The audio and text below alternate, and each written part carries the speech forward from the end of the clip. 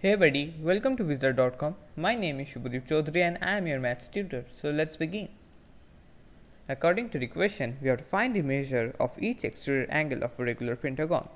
Therefore, the formula which relates the number of sides of a regular pentagon with its exterior angle is number of sides of a regular pentagon will be equals 360 degrees upon the measure of each exterior angle.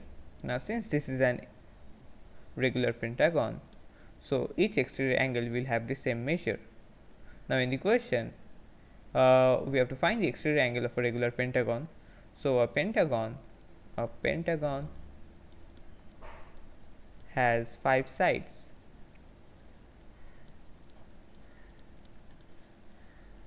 Therefore, applying the above formula, we will get 5 equals 360 degrees upon exterior angle.